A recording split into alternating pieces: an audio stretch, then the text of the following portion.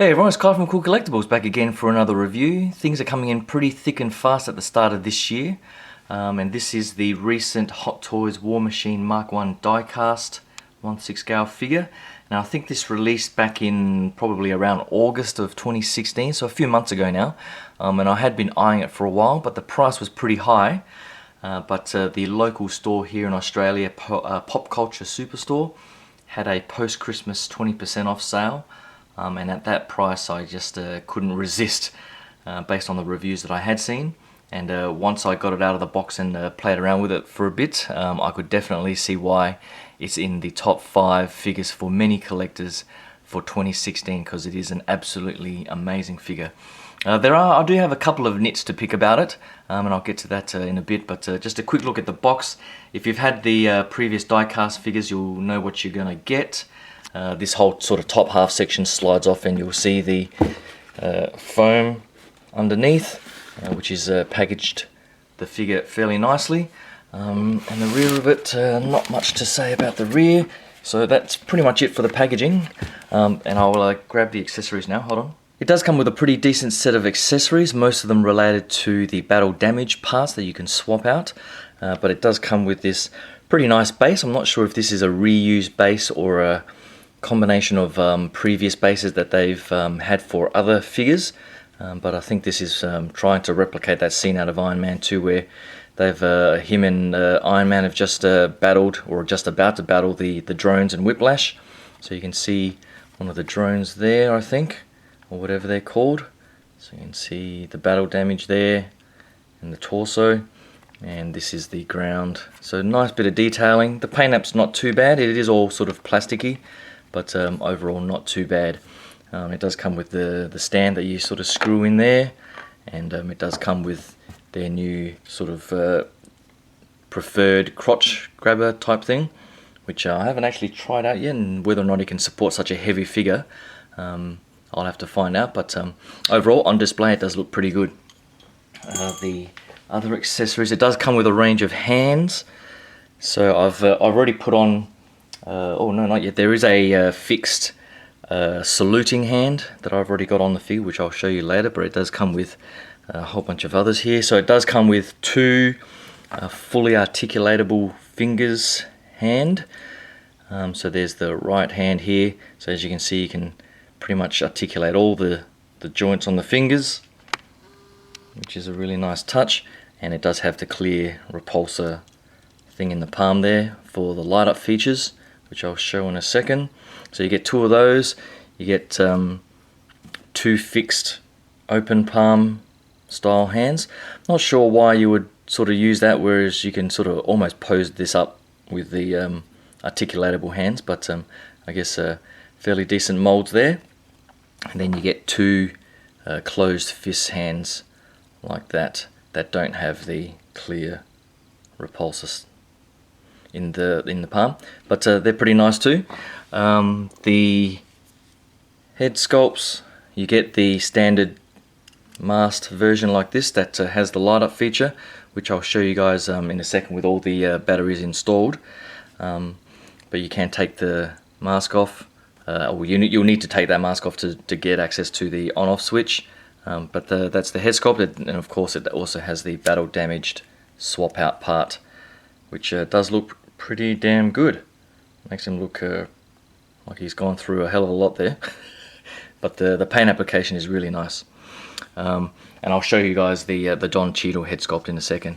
The battle damage parts, I might have to get the figure and just show you where they all go. Hold on. Alright, so here is the figure. I'll just give you guys a quick look at the head sculpt. I never had the original War Machine figure, but at least looking at photos, I think this head sculpt is a definite big improvement on the original. And the likeness is really good, I think. And the paint application as well on the skin tone and the eyes, etc., is the usual very high Hot Toys quality. So definitely can't complain about that head sculpt. This piece here at the bottom is articulatable slightly, and you just sort of raise it and put the faceplate on to close it up, which is a nice touch. But on the battle damage parts, there's quite a few parts, to be quite honest, and I'm not going to change them all out because I do prefer the slightly, I mean there's quite a lot of weathering and semi sort of battle damage anyway, so I'm not going to try and take everything off. But you do get the chest plate here, which essentially you just take out these parts at the bottom here, and then you clip this back on, which gives you quite a lot of battle damage along the edges here, so it's quite a nice look.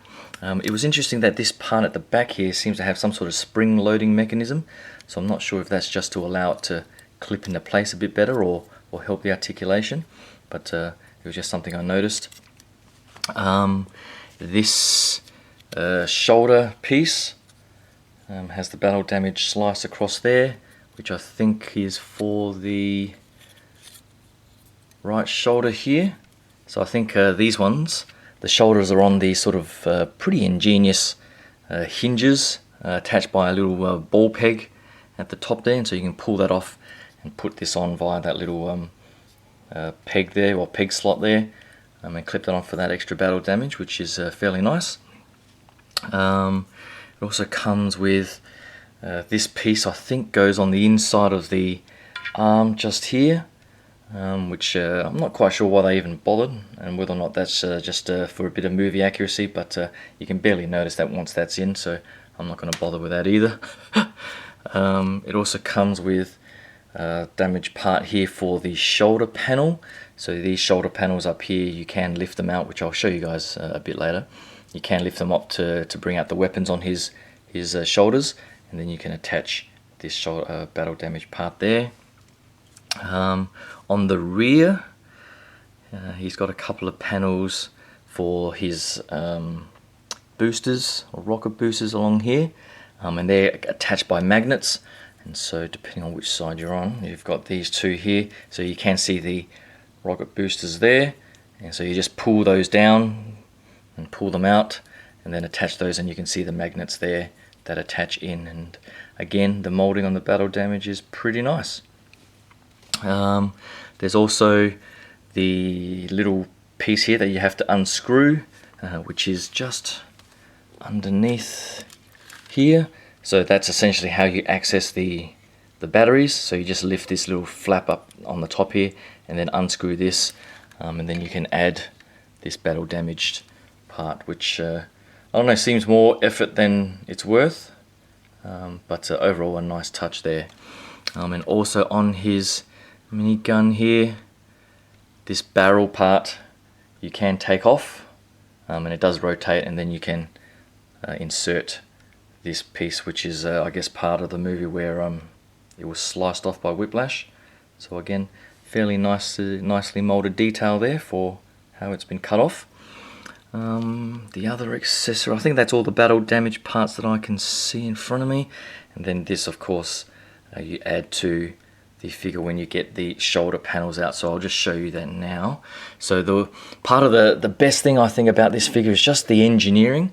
I'm not sure how the original figure did it, but just the way they've incorporated all the articulation, the sort of moving parts. So this bit here, you pretty much just pull that piece down and then get your fingernail in there and pull that out, up and out. So you pull that up and out, and then it sort of hinges. Then you can get access to the rocket launcher there, and then just slide that in like so. So again, that's just an awesome design. I love the way they've done that, and similarly on this side. You do have to be a bit careful on this side where you have to lift it out and then rotate it, and when you rotate it, sharp edges might scratch the side of the helmet. I had to be a bit careful there and try and get the head out the way, but once that's in place, it looks pretty damn good. So I'll just get all this stuff out the way and give you guys a closer look. Hold on. Actually, before I go through much more of the figure, I'll just go through and show you guys the 12 batteries, where you put them, and the light up features. Alright, so I normally hate using the electronics because it's such a pain in the ass to put the batteries in, but I always at least test them once, so I'll just go through that now. It comes with 12 batteries, so 3 of the small ones that you see in the head there, so you need to take the face mask off, and then you need to take this front piece off that goes over the top. It is a bit stiff at the start, but you just get your fingernail underneath there and flick it off, and then you unscrew the cap on the battery compartment, and I would recommend do not use the little screwdriver that they provide, because you'll probably run a high risk of stripping the screw. Use a proper small screwdriver, which I did, and it makes the job a lot easier. Putting in these batteries was indeed a pain in the ass. There is a magnet here that keeps shifting the batteries around, so it does. Well, it took me quite a while to get them in there, but once you do, you can just flick that switch and you see the lights go on there, and they are pretty bright. And I'll just put the face mask on so you can see. If I just switch it off again, that's the way it looks without the lights, and then on, the red shines through pretty nicely. So it is a nice feature, but you know, I'm not going to have the lights displayed on 24/7. So and I have seen reports of battery leakage, so I'm not going to leave those batteries in regardless. But fairly good feature for those that want to do some pose pictures and so on. On the figure itself, there are a whole bunch of compartments that you can probably see better from the rear. Right, so on this end here, you need to unscrew the back panel here, which will reveal that battery compartment. So those are 3 of the larger batteries there, and then behind these guns on his forearms are 2 other compartments with 3 of the smaller ones. So if I just turn on that, and that turns on the arc reactor, and that is pretty damn bright.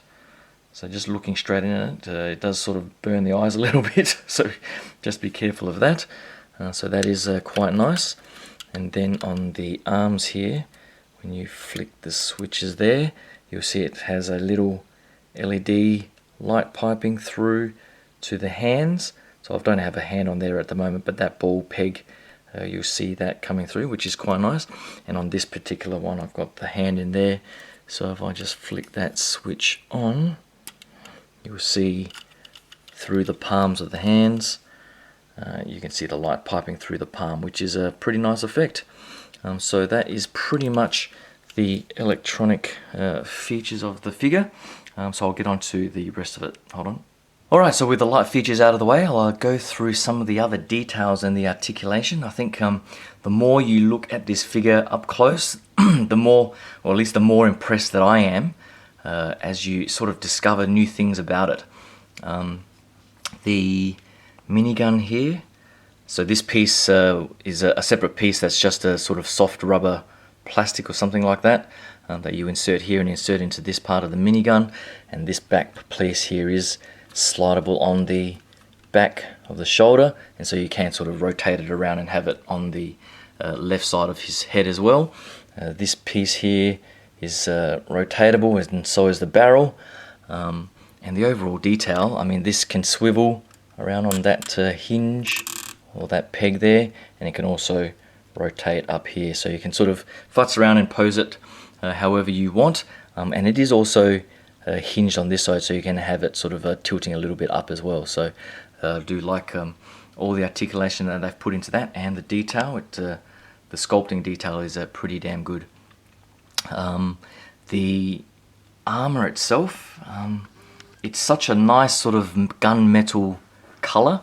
It's not sort of chromed or shiny in any sort of way. It's just got a nice, almost a matte look to it.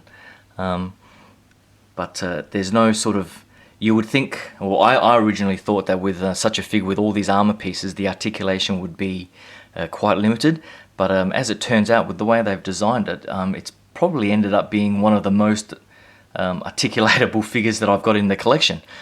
So as I was showing before, these shoulder pieces can rotate out to get out of the way, and then you can move them back once you've posed it up. But once you've got those out of the way, you can see the shoulder joints there.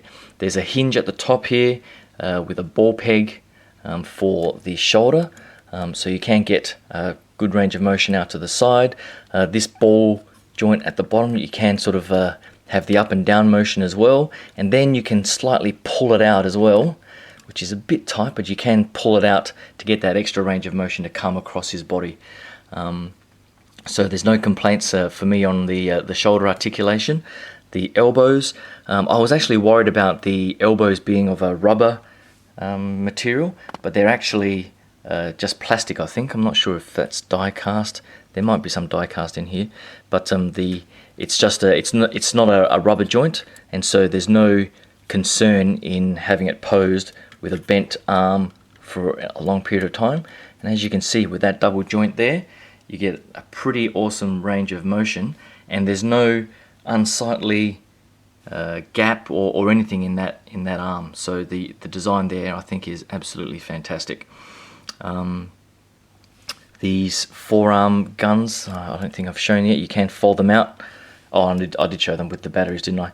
But they look pretty nice on the back there. These armor pieces all sort of articulate out of the way just to allow you that extra range of motion. And then in this torso bit, there's an awesome range of motion as well. You can rotate that top part like so. So there's a ball joint in there somewhere, and then you can pull up even more. So if I just try and pull this up without breaking something, so you just hear that click. So then it sort of becomes a bit more wobbly, and then you can sort of get even more range of motion and rotation if you can just sort of get in there.